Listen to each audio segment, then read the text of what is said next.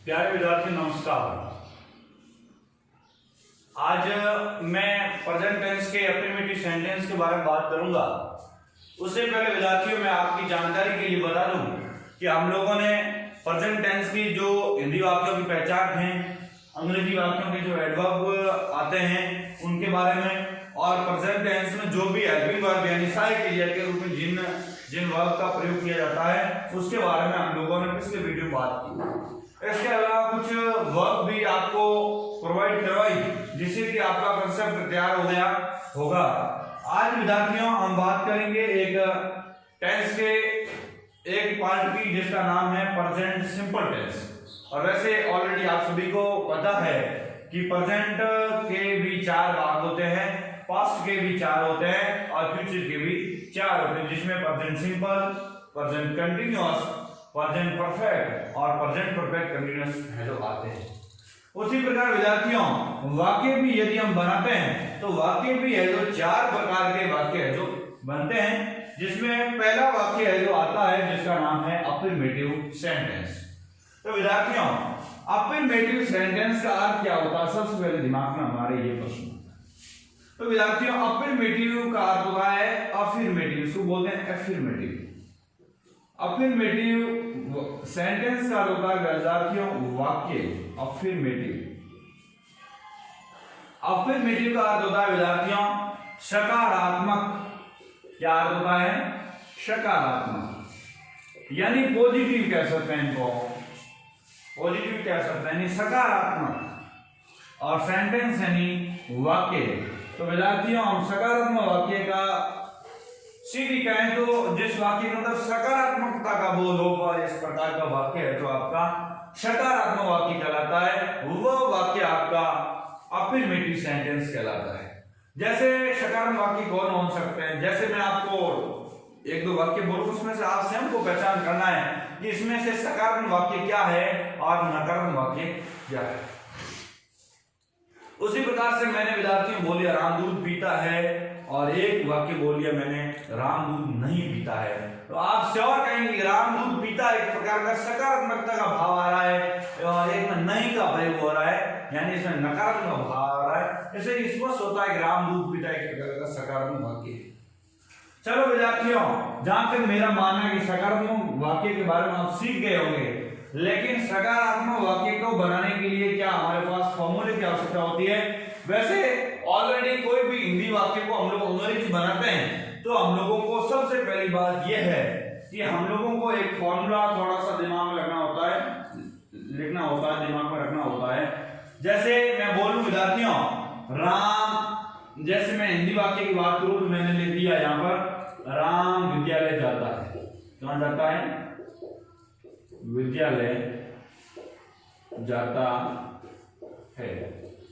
विद्यार्थियों मैंने लिख दिया राम विद्यालय जाता है, तो आपके दिमाग में आता है कि सबसे पहले हम लोगों ने राम लिख दिया कर्ता और विद्यालय लिख दिया कर्म और जाना लिख दिया क्रिया। लेकिन विद्यार्थी हिंदी वाक्य है, अंग्रेजी वाक्य आप जब भी बनाएंगे तब आपको क्या करना पड़ेगा, सबसे पहले सब्जेक्ट लिखना पड़ेगा, उसके बाद वर्ब आएगी और उसके बाद ऑब्जेक्ट आएगा।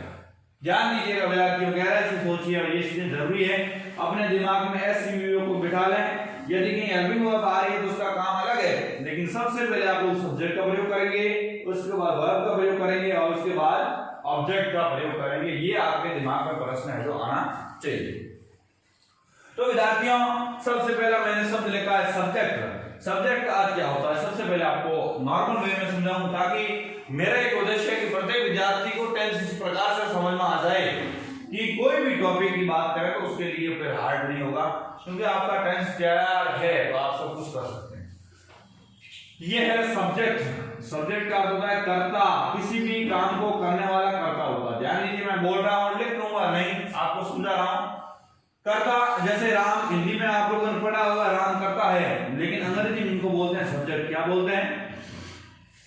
सब्जेक्ट बोलते हैं। ध्यान दीजिएगा, अब देखिएगा कर्ता यानी किसी भी नॉर्मल वे में बात करें तो किसी भी काम को करने वाला कर्ता कहलाता है। जो भी आपको वाक्य दिया होगा तो उसके अंदर जो काम को करने वाला जो भी होगा सही शब्द वो आपका कर्ता होगा।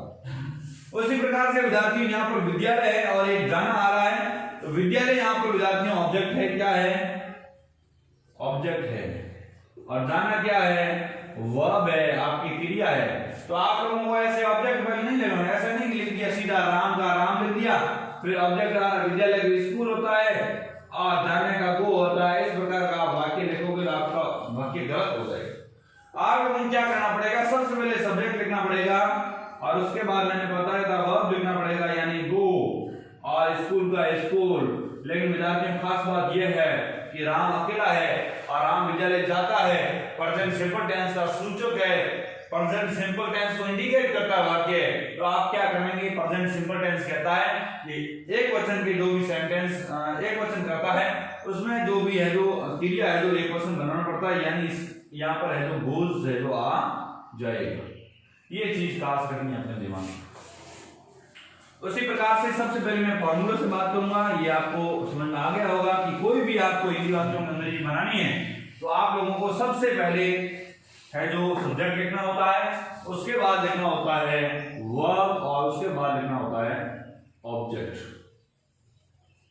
गौर से सुनिए विद्यार्थियों, बहुत अच्छी अच्छी बातें बता रहा हूं। चलिए, तो मैं फॉर्मूले की तरफ बात करूं तो फॉर्मूले की बात करूं तो विद्यार्थियों मैं प्रेजेंट सिंपल टेंस की बात कर रहा हूं। तो प्रेजेंट सिंपल टेंस का फॉर्मूला होता है सब्जेक्ट प्लस मेन वर्ब की फर्स्ट फॉर्म प्लस एस या ईएस प्लस ऑब्जेक्ट। विद्यार्थियों ध्यान दीजिएगा, सब्जेक्ट का होता है कर्ता, मुख्य क्रिया यानी मैंने जो क्रिया लिखी है जैसे गो एंड गॉन है, ईट एंड रिटर्न है, टच टच्ड है, क्रीप क्रैप्ट है, स्लीप सेलेक्ट है, ये सब क्या है, मुख्य क्रिया है। मैन वर्ब है, मैन वर्ब और हेल्पिंग वर्ब के बारे में मैंने भी आपको पिछले वीडियो में विस्तृत तरीके से जानकारी दी है।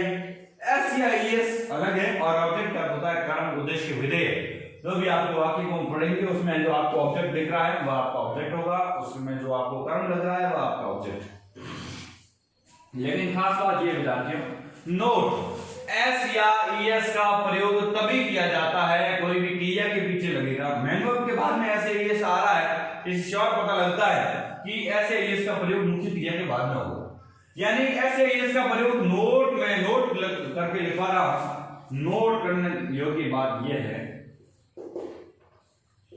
एस या ईएस का प्रयोग,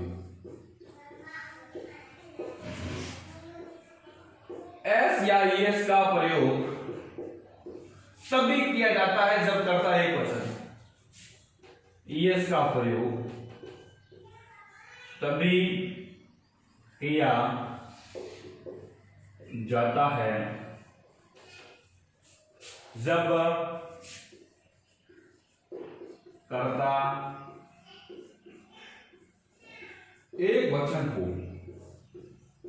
एस या ईएस का प्रयोग हम तभी करते हैं जब कर्ता है जो आपका क्या हो, एक वचन हो, यानी आपका सब्जेक्ट एक वचन है, सिंगुलर सब्जेक्ट है, सिंगुलर सब्जेक्ट है तो आप ऐसे इसका प्रयोग करेंगे। और एक वचन कर्ता कौन कौन से होते हैं वो सब मैंने जो आपको पिछले वीडियो में बताया, ही शी इट और किसी व्यक्ति राम, ये सब क्या एक वचन करता है, वो आ रहे हैं या फिर राम अकेला आ रहा तो इसके पीछे ऐसे ईएस लगाना, अन्यथा नहीं। जैसे आपको वाक्य से स्पष्ट करवा देता हूं, जैसे पहला वाक्य मैंने बोल दिया, मैं अंग्रेजी पढ़ाता हूं, मैं अंग्रेजी पढ़ाता हूं। ध्यान दीजिएगा, वाक्य की तरफ ध्यान दीजिए, मैं अंग्रेजी पढ़ाता हूं। तो सबसे पहले दिमाग में आता है मैं क्या है, सबसे पहले दिमाग में आता है मैं अंग्रेजी पढ़ाता हूं, अंत में ता है, ती है, ते है, ता हूं इत्यादि कोई भी हिंदी वाक्य के अंत में ये सब आते हैं तो वो आपका प्रेजेंट सिंपल टेंस को इंडिकेट करता है। और आज हम लोग प्रेजेंट सिंपल टेंस पढ़ रहे हैं तो ता हूं यानी प्रेजेंट टेंस का सूचक है, श्योर बात है, प्रेजेंट सिंपल टेंस का सूचक है। और वर्तमान की बात हो रही है और ता हूं आ रहा है प्रेजेंट सिंपल टेंस का सूचक है। तो आप लोगों को इसका बनाना है और सकारात्मक वाक्य दिख रहा है, ये फॉर्मूला लगाना है। सबसे पहले हम लिखेंगे सब्जेक्ट यानी कर्ता कौन है, मैं करता है तो मैं को अंग्रेजी में बोलते हैं आई। गौर से सुनिए, बहुत अच्छे से बनाइए। उसके बाद में आता है मैन वर्ब, मुख्य क्रिया क्या है, पढ़ना। एक होता है रीड यानी पढ़ना, एक होता है पढ़ाना, उसको टीच, टी ई ए ची एस मैंने लिख दिया टीच। उसके बाद में क्या है उसके बाद ऐसे इसका प्रयोग करना है नहीं करना है। विद्यार्थियों प्रेजेंट टेंस के अंदर आई को बहुवचन माना गया है, इसी कारण से मैंने ये नोटबुक में लिखवाया है। ऐसे इसका प्रयोग तभी किया जाता है जब कर्ता एक वचन हो, लेकिन कर्ता आई भी यू दे के अकॉर्डिंग आता है, यानी आपका बहुवचन करता है तो आप लोग यहाँ का टीच का टीच रखेंगे और आई टीच, उसके बाद में अंग्रेजी का हो जाएगा इंग्लिश। ये आपका वाक्य बन गया। इसमें कोई किसी प्रकार की गलती नहीं हुई है, ऐसी इसका प्रयोग नहीं करना है क्योंकि आई है तो आपका क्या है, बहुवचन करता है। उसी प्रकार से विद्यार्थियों में एक और वाक्य लिखूं, मोर बगीचे में नाचता है, मोर बगीचे में नाचता है, ये मेरा वाक्य है। तो आप लोगों को कैसे है तो इस प्रकार की आप इसकी अंग्रेजी बनाएंगे तो मोर इसमें आपका कर्ता हो जाएगा, बगीचा है जो आपका ऑब्जेक्ट कह सकते हैं, और नाचना है जो आपका यहाँ पर ऑब्जेक्ट कह सकते हैं। और वैसे ऑब्जेक्ट की नाचने में होती ही नहीं आवश्यकता, लेकिन ऑब्जेक्ट के तौर पर रख सकते हैं। और नाचना है जो क्रिया हो जाएगी। तो सबसे पहले लिखेंगे पीकॉक, PEACOC के पीकॉक। उसके बाद में आपका आ जाएगा पीकॉक के बाद में क्या होता है कि आपका फॉर्मूला कहता है सब्जेक्ट के बाद मैन की फर्स्ट फॉर्म लगाइए, यानी डांस का डांस लगा दिया। फिर यदि कहता एक पर्सन है तो ऐसी इसका प्रयोग कीजिए, तो मोर एक अकेला ही है, यानी हम लोगों ने एस का प्रयोग कर लिया। और उसके बाद में आता है आपका ऑब्जेक्ट, तो आप लगा देंगे इन द गार्डन। क्या लगा देंगे, इन द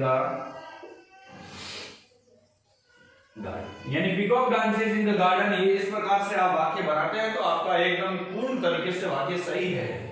उसी प्रकार से विद्यार्थियों एक मैं तीसरे सेंटेंस की तरफ बात कर रहा हूं जो है आपका सार्वभौमिक सत्य वाक्य। सार्वभौमिक सत्य वाक्य का एक उदाहरण समझाता हूं। जैसे 3 नंबर मैंने बोल दिया, सूर्य पूर्व दिशा में उदय होता है। सूर्य पूर्व दिशा में उदय होता है। मैंने पहले बताया था कि प्रेजेंट सिंपल टेंस का वाक्य सार्वभौमिक सत्य होता है, यूनिवर्सल ट्रू सेंटेंस होता है। सूर्य पूर्व दिशा में उदय होता है, तो इसे प्यारे विद्यार्थियों श्योर लगता है कि सूर्य कभी पश्चिम दिशा में उदय नहीं हो सकता, यानी आपका वाक्य सार्वभौमिक सत्य है। तो आप सबसे पहले क्या करेंगे, इसकी अंग्रेजी बनाएंगे। तो आपको दिमाग में आना चाहिए सूर्य है वो एक ही है, लेकिन जो संसार की, इसमें आपको एक खास बात ध्यान रखनी पड़ेगी, जो संसार में एक ही वस्तु है उनके आगे आर्टिकल का प्रयोग किया जाता है, जिसमें द का हम लोग प्रयोग करेंगे, दर्शन हो जाएगा।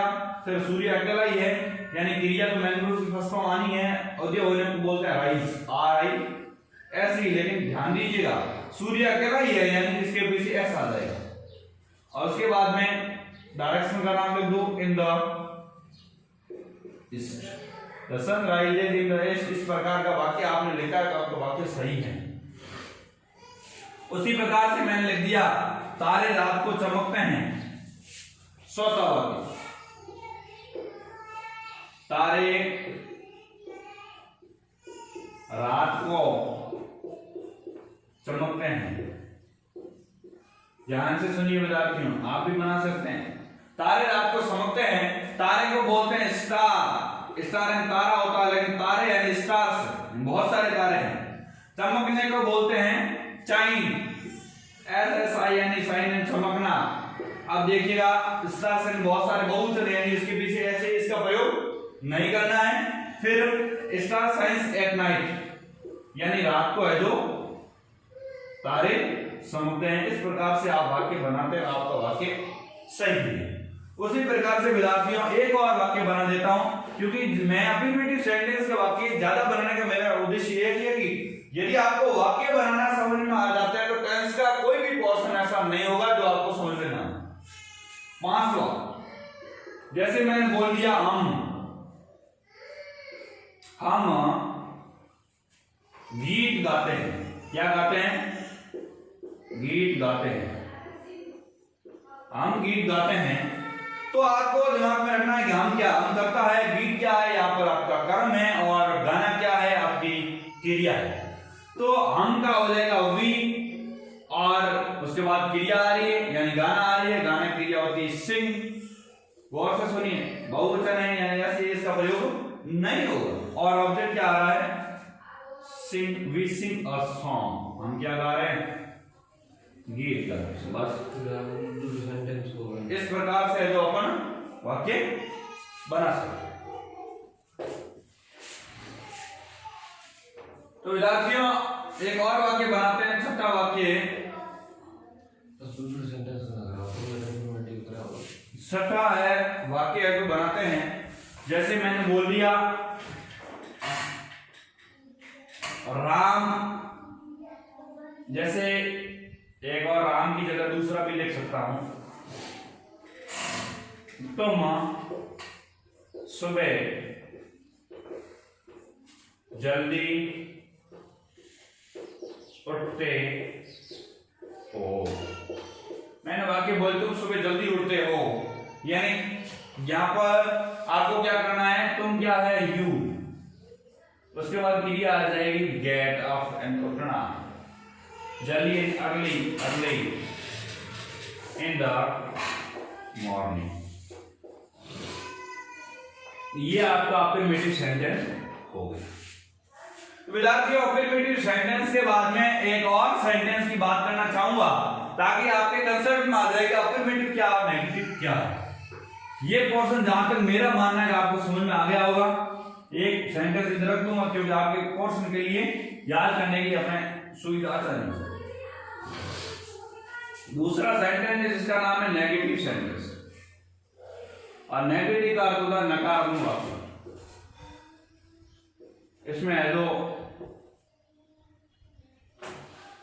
नकारात्मक वाक्य, जैसे मैं सुबह जल्दी उठता हूं तो मैं ये कह सकता हूं, नकारात्मक वाक्य है तो मैं ये कह सकता हूं कि मैं सुबह जल्दी नहीं उठता हूं। जैसे मैं सुबह जल्दी नहीं उठता हूं, एक बोलता मैं सुबह जल्दी उठता हूं और मैं सुबह जल्दी नहीं उठता हूं, यानी सुबह जल्दी उठता हूं यानी सकारात्मक वाक्य, और सुबह जल्दी नहीं उठता हूं इसका मतलब नकारात्मक वाक्य, यानी मैं क्या हो जाएगा, आई।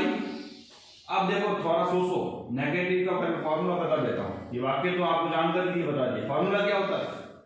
फॉर्मूला ये होता है कि आप इसमें एक हेल्पिंग वर्ब का प्रयोग करेंगे, ऐसे इसका नहीं करेंगे, ध्यान दीजिएगा। सबसे पहले सब्जेक्ट आएगा, उसके बाद आपको हेल्पिंग वर्ब लगानी पड़ेगी, डू या डज, डू या डज लगानी पड़ेगी, और उसके बाद में आपको मेन वर्ब की फर्स्ट फॉर्म आएगी, सॉरी नॉट आएगा क्योंकि नेगेटिव सेंटेंस है, प्लस मेन वर्ब की फर्स्ट फॉर्म आएगी, प्लस ऑब्जेक्ट है जो आपका हो जाएगा। ये आपका फॉर्मूला होता है। आप फॉर्मूला को देखकर ज्यादा हिचकिचाए नहीं, एजिटेशन नहीं हो, बहुत सिंपल से आपको समझ में आ जाएगा। सब्जेक्ट है यानी मैं है, मैं को हम लोग कहेंगे आई, उसके बाद में डू या डज में से एक सुनना है। बहुवचन कर्ता के साथ मैंने आपको पहले वाक्य में बताया है कि आप डू का प्रयोग करेंगे, डू लगा दिया, फिर आपका वाक्य बोल रहा है डू या डज में से एक सुन लिया, उसके बाद नॉट लगाओ, नॉट लगा दिया, और उसके बाद मुख्य क्रिया की प्रथम फॉर्म का प्रयोग होता है जल्दी उठना, यानी गेट अप।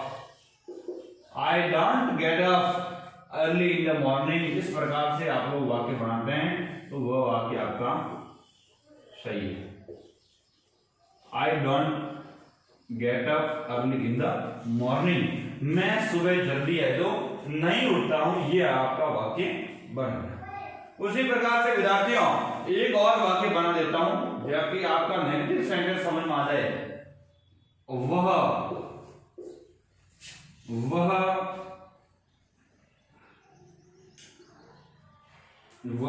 निबंध नहीं लिखती है, ये आपका अगर नहीं का प्रयोग हो रहा है और तात है, ती है, ते आ रहे हैं, प्रेजेंट टेंस है प्लस नहीं आ रहा, नेगेटिव सेंटेंस है, तो आप क्या करेंगे, वह निबंध नहीं लिखती है। देखिएगा ध्यान, नहीं लिखती है स्त्री का बोध हो रहा है, यानी आप लोग ही का प्रयोग नहीं करेंगे, यहाँ पर सब्जेक्ट के रूप में सी लिखेंगे, शी, उसके बाद एक वचन है यानी डज आएगा या डू, आप जो कहेंगे एक वचन से डज आता है, बाद में नॉट लगा दिया, बाद में लिखने का हो जाएगा राइट का राइट, फिर निबंध को बोलते हैं कि डबल एस इससे नहीं नीचे नहीं निबंध, ये है जो आपका वाक्य हो जाएगा। उसी प्रकार से एक और वाक्य बता देता हूं, आपको मेरे हिसाब से नेगेटिव सेंटेंस समझ में आ रहा होगा। तीसरा, रमा क्रिकेट नहीं खेलती है। ये वाक्य का आपका फार्मूला क्या कहता है कि एक वचन है तो रज लगाओ और बहुवचन है तो डू लगाओ और नेगेटिव का है तो नॉट तो लगाना ही है और फार्मूले अकॉर्डिंग चलना है। तो रमा का मैंने लिख दिया रमा, फिर नहीं खेलती यानी डज नॉट, फिर प्ले आपका आ रहा है तो प्ले आ रहा मैंने लगा दी, उसके बाद क्रिकेट CRICKET क्रिकेट हो गया। इस प्रकार से आपका नेगेटिव सेंटेंस बन गया। तो विद्यार्थियों आप इस प्रकार से अफर्मेटिव और नेगेटिव सेंटेंस को बना सकते हैं। इंटरोगेटिव और इंट्रोनेगेटिव सेंटेंस है उसको मेरा एक उद्देश्य है कि आपको इंट्रोनेगेटिव सेंटेंस के डब्ल्यूएस वर्ड जो भी है उनको आपको बेहतरीन तरीके से इस प्रकार से पढ़ाया जाए ताकि डब्ल्यूएस वर्ड वाले जो है और एलिमेंट वर्ड वाले दोनों पोर्शन को समझाने के वजह से मैंने आपको अफर्मेटिव और नेगेटिव सेंटेंस के बारे में आज जानकारी दी है।